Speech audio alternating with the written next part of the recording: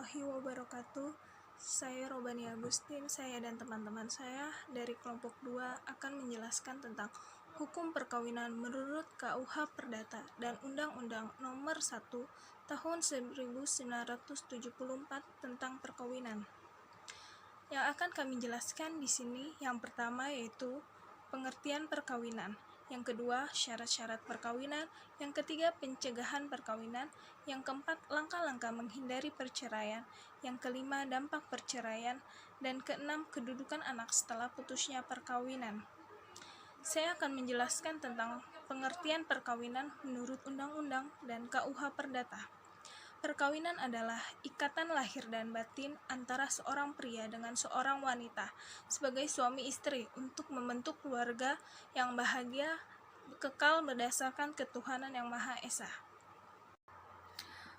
Undang-undang mengakui perkawinan yaitu perkawinan yang sah, yaitu perkawinan yang memenuhi syarat-syarat yang ditentukan oleh KUHP.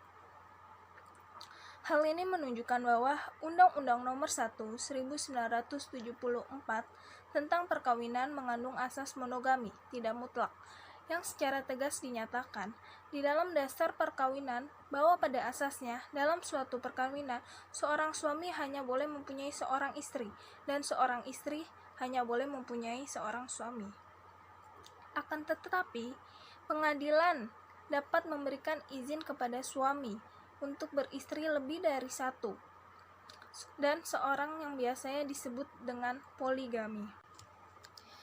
Izin ini diberikan apabila poligami ini dikehendaki oleh pihak-pihak yang bersangkutan, seperti suami dan keluarga. Dengan kata lain, poligami dapat dilaksanakan sepanjang hukum agama yang bersangkutan mengizinkan, dan itu pun dibatasi oleh alasan dan persyaratan yang ketat dengan izin pengadilan. Dalam rumusan perkawinan menurut Undang-Undang Nomor 1 Tahun 1974 tercantum tujuan perkawinan yaitu membentuk keluarga yang bahagia dan kekal. Dalam artian perkawinan dilangsungkan bukan untuk sementara atau jangka waktu tertentu yang direncanakan, akan tetapi untuk seumur hidup. Tidak boleh perkawinan yang dilangsungkan untuk sementara waktu seperti kawin kontrak. Pemutusan perkawinan dengan perceraian hanyalah diperbolehkan dalam keadaan yang Selanjutnya yaitu syarat-syarat perkawinan yang akan dijelaskan teman saya.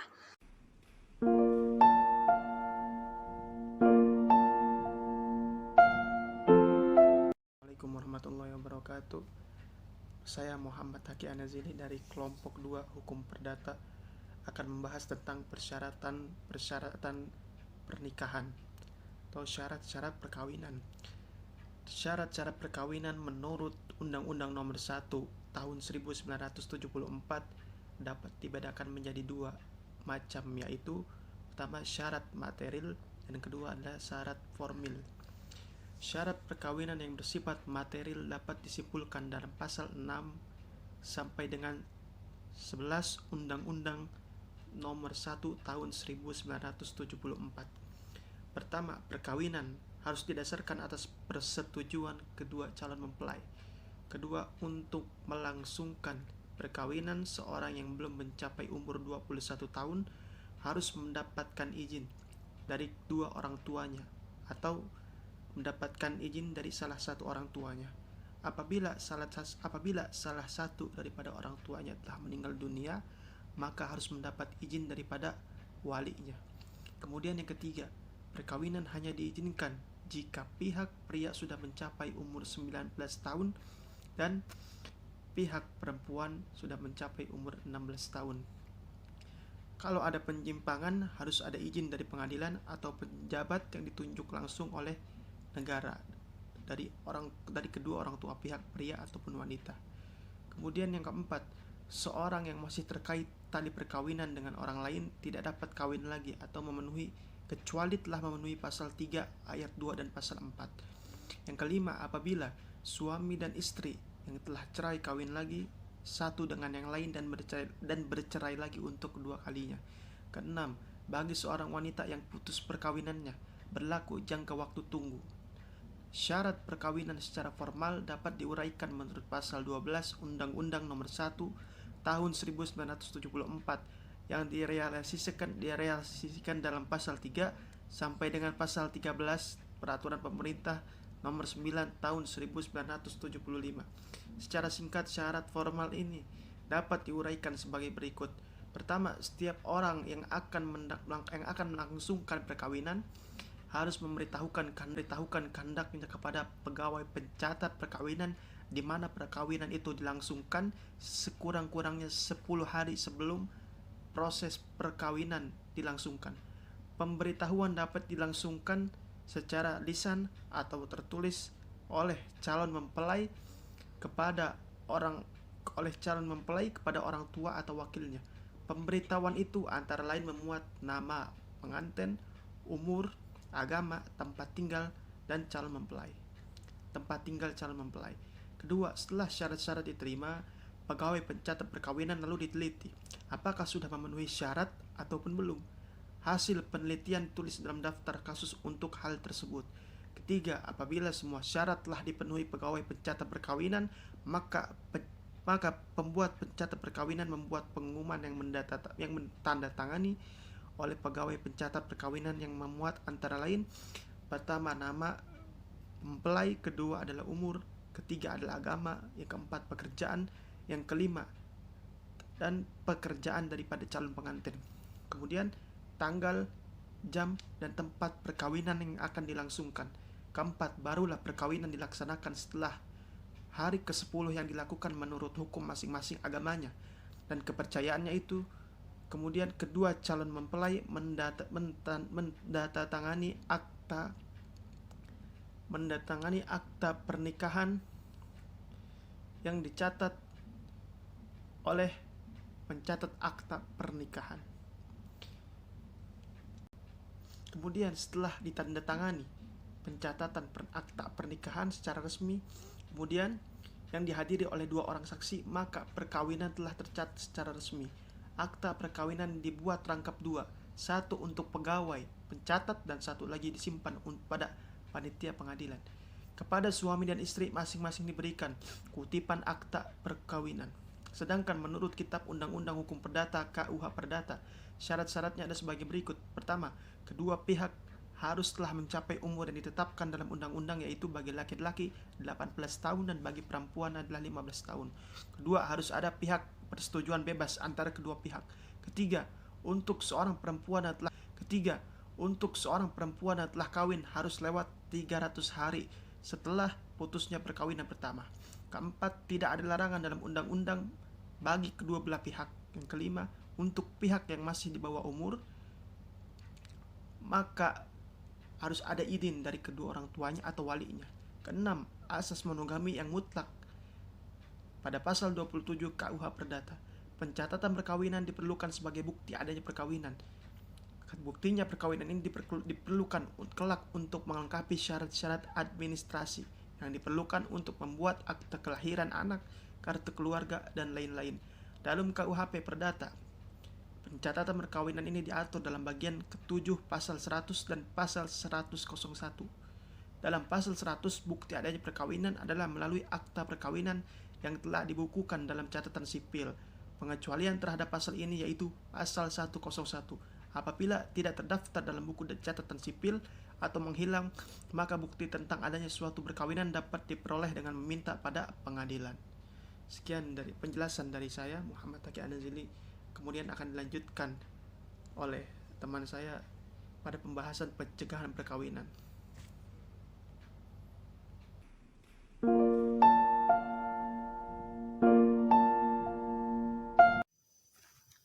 Bismillahirrahmanirrahim. Di sini saya akan melanjutkan pembahasan tentang pencegahan perkawinan. Pertama-tama perkenalkan, nama saya Razik Imam Wahyudi. Saya dari Prodi Hukum Keluarga, Fakultas Syariah dan Hukum. Teman-teman semua sudah pada tahu belum apa itu pencegahan perkawinan? Nah, bagi yang belum tahu, pencegahan perkawinan adalah suatu bentuk usaha untuk membatalkan perkawinan sebelum perkawinan tersebut berlangsung.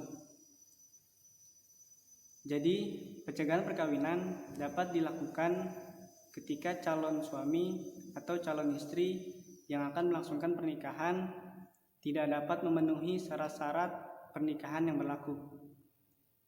Hal ini termuat dalam Pasal 13 Undang-Undang Nomor 1 Tahun 1947 yang berbunyi, perkawinan dapat dicegah apabila ada pihak yang tidak dapat memenuhi syarat-syarat perkawinan.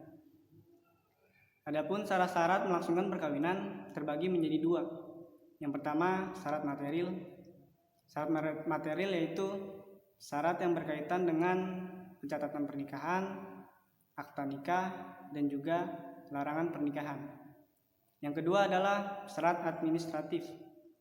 Syarat administratif adalah syarat perkawinan yang melekat atau erat pada rukun-rukun pernikahan baik dari calon pria maupun calon wanita dan juga pelaksanaan akad pernikahannya. Kemudian ada orang-orang yang boleh melakukan pencegahan berlangsungnya suatu pernikahan. Di antaranya adalah yang pertama, seluruh keluarga yang terjalin dalam nasab, baik yang lurus ke atas maupun yang lurus ke bawah. Yang kedua adalah saudara, yang ketiga adalah wali nikah, dan yang terakhir adalah wali pengampu, baik dari calon suami maupun calon istri, ataupun orang-orang yang berkepentingan.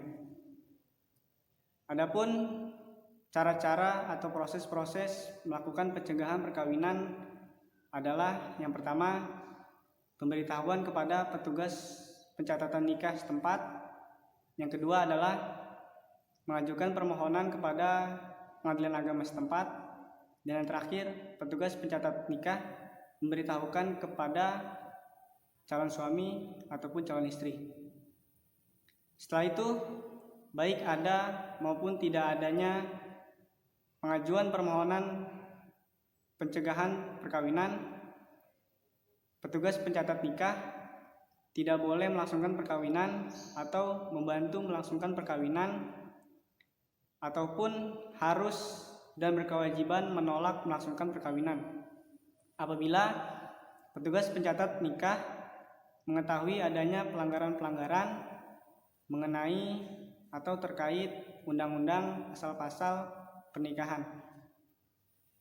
Kemudian akibat hukum dari pencegahan perkawinan adalah penangguhan pelaksanaan perkawinan dalam waktu tertentu maupun selamanya sampai dengan si pemohon pencegahan perkawinan menarik kembali surat permohonannya dari pengadilan agama dan melalui sidang pengadilan agama.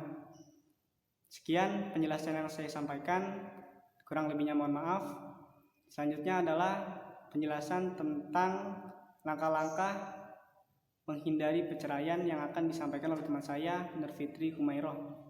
Kepadanya disilakan.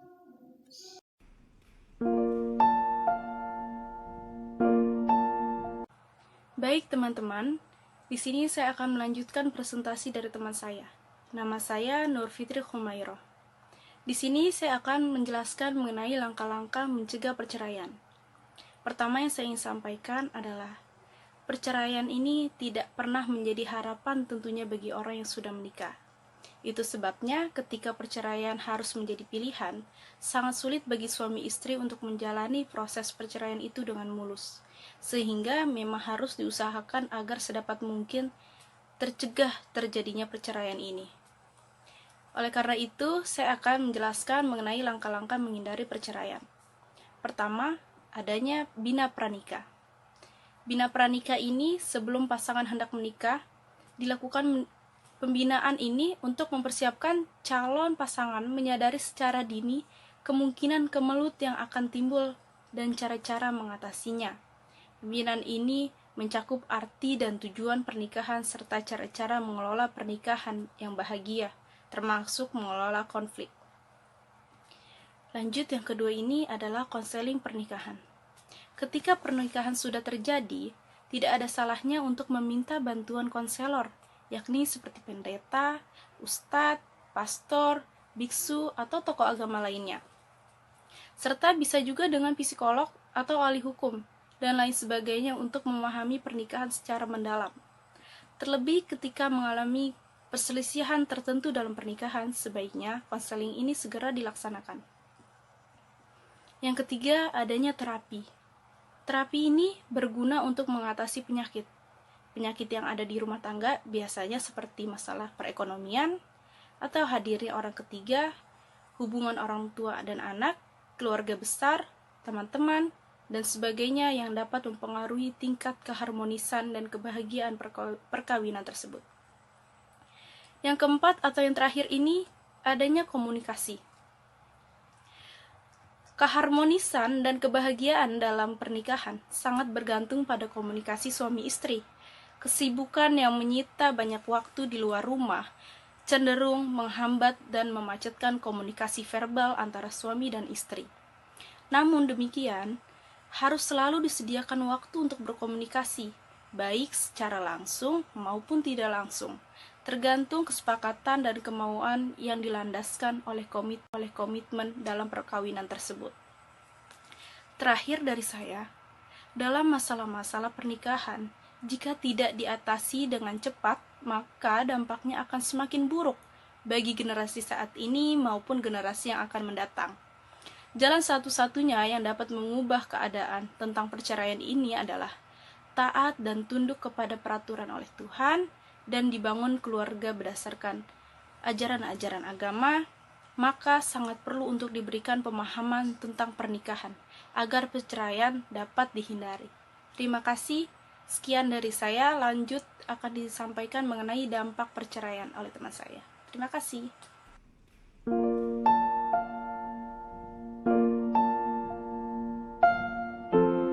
Assalamualaikum warahmatullahi wabarakatuh. Nama saya Rahmat Sudrajat. Saya akan menjelaskan tentang dampak perceraian. Perceraian walaupun dianggap sebagai salah satu cara mengatasi pernikahan agar yang tidak bahagia, pasti membawa akibat-akibat yang tidak menyenangkan.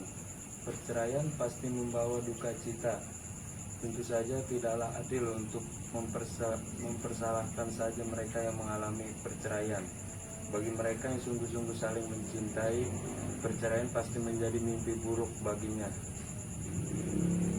Dan bahkan bisa menyebabkan kehidupan pribadi masing-masing yang kacau balau.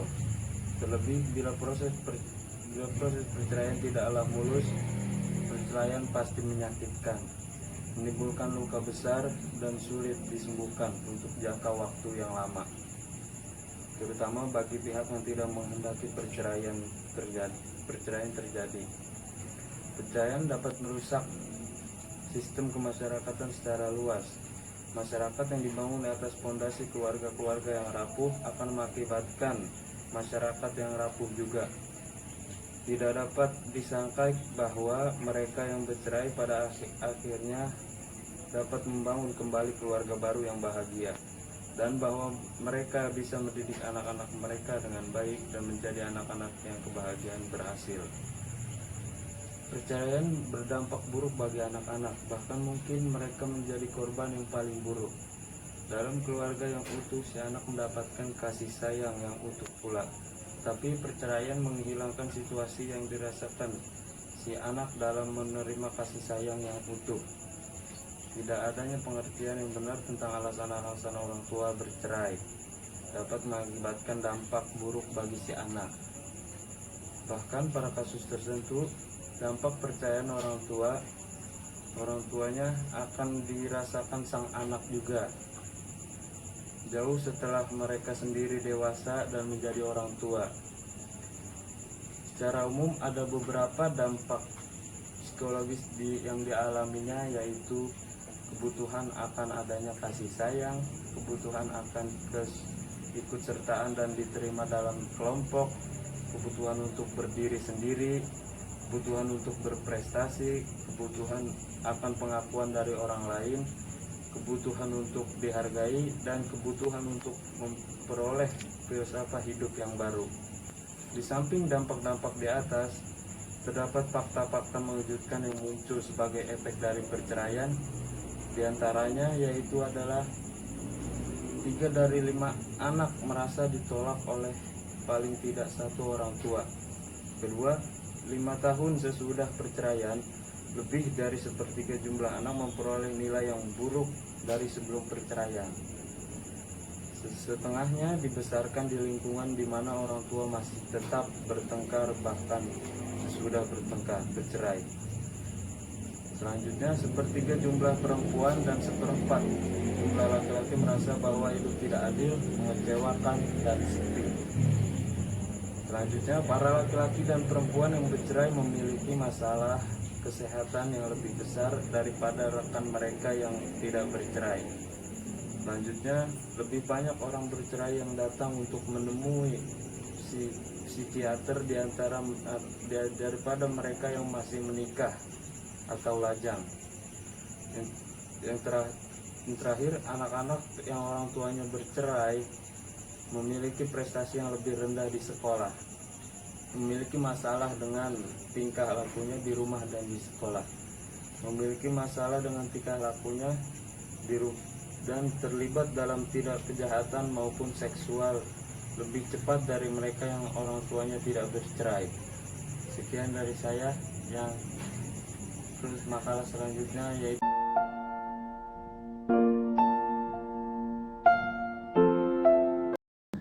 Assalamualaikum warahmatullahi wabarakatuh. Perkenalkan, nama saya Ahmad Maulidi Mubarok. Saya akan melanjutkan poin ke-6 tentang kedudukan anak setelah putus perkawinan. Anak adalah anugerah yang diberikan Allah Subhanahu wa taala kepada pasangan suami istri untuk dijaga dan dilindungi hak-haknya sebagai seorang anak. Anak juga sering disebut sebagai buah dari perkawinan. Jika pohon menghasilkan buah, maka perkawinan menghasilkan anak. Menanam pohon bisa dibilang berhasil jika menghasilkan buah. Dan perkawinan bisa dibilang berhasil atau sempurna jika dalam pernikahan itu menghasilkan seorang anak. Bukan berarti jika dalam pernikahan tidak menghasilkan anak maka pernikahan itu gagal, bukan berarti juga seperti itu. Tapi lebih sempurna jika adanya anak. Maka hadirnya anak dalam pernikahan haruslah sangat kita syukuri, karena tidak semua pernikahan menghasilkan seorang anak. Disebutkan dalam Undang-Undang Nomor 1 Tahun 1974 Pasal 45 Ayat 1 yang berbunyi, kedua orang tua wajib memelihara dan mendidik anak mereka sebaik-baiknya. Dan di ayat 2 disebutkan kewajiban orang tua yang dimaksud dalam ayat 1 berlaku sampai anak itu kawin atau dapat berdiri sendiri. Kewajiban anak berlaku terus-menerus meskipun perkawinan antara keduanya putus. Jadi maksud dari pasal 45 ayat 1 dan 2 ini, kewajiban mendidik anak adalah kewajiban kedua orang tuanya sampai anak itu kawin atau bisa berdiri sendiri. Maksudnya dari berdiri sendiri ini yaitu dia dapat mencukupi kebutuhan hidupnya sendiri, dapat membiayai kehidupannya sendiri atau sudah dewasa gitu. Walaupun dalam pernikahan itu telah putus atau cerai dalam pernikahan keduanya, maka kewajiban untuk mengasuh anak tetap berkewajiban dari keduanya. Terus faktanya dalam undang-undang perkawinan sampai saat ini belum ada yang mengatur tentang penguasaan anak atau hak asuh anak. Bahkan di dalam PP nomor 9 tahun 1975 masih secara luas dan rinci penjelasannya.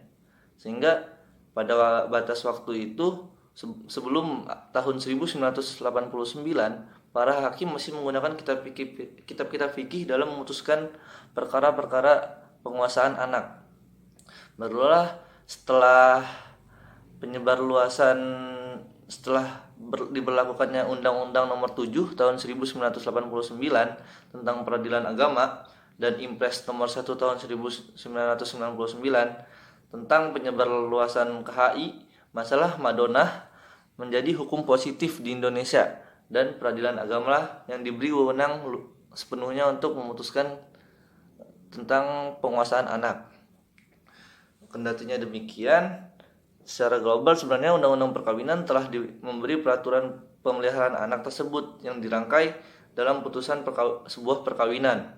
Di dalam pasal 41 terdapat 3 poin yang apabila perkawinan itu putus atau perceraian itu terjadi, maka dalam pasal 41 itu menyatakan terdapat 3 poin. Yang pertama, baik ibu atau bapak tetap berkewajiban memelihara dan mendidik anaknya semata-mata berdasarkan kepentingan anak.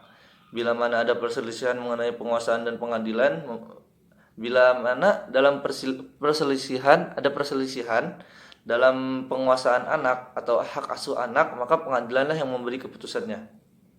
Jadi dalam maksud dari poin pertama ini yaitu kedua orang tua walaupun setelah melakukan perceraian atau perceraian telah terjadi, maka kewajiban untuk mendidik anak tetap adalah kewajiban bagi keduanya. Nah, jika ada perselisihan dalam hak asuh anak, itu dapat diselesaikan di pengadilan agama. Yang poin kedua, bapak yang bertanggung jawab atas semua biaya pemeliharaan dan pendidikan yang diperlukan anak itu. Bila mana bapak dalam kenyataannya tidak mampu memenuhi kewajiban tersebut, pengadilan dapat menentukan bahwa ibu ikut memikul biaya tersebut. Maksud dari poin kedua, kewajiban dalam membiayai anak adalah kewajiban seorang bapak. Dan jika di dalam kenyataannya bapak tidak mencukupi atau tidak sanggup, maka ibu dapat ikut memikul biaya tersebut dengan putusan pengadilan. Yang ketiga, pengadilan dapat mewajibkan kepada bekas suami untuk memberikan biaya penghidupan dan menentukan suatu kewajiban bagian bekas istri. Jadi walaupun sudah bercerai, suami tetap bisa mengatur kewajiban dari seorang istri tersebut dalam memberi biaya penghidupan kepada anak. Ya, sekian dari presentasi kami kelompok 2. Kurang lebihnya salah kata atau berlibat-libatnya kata mohon dimaafkan. Wassalamualaikum warahmatullahi wabarakatuh. Wait, shit.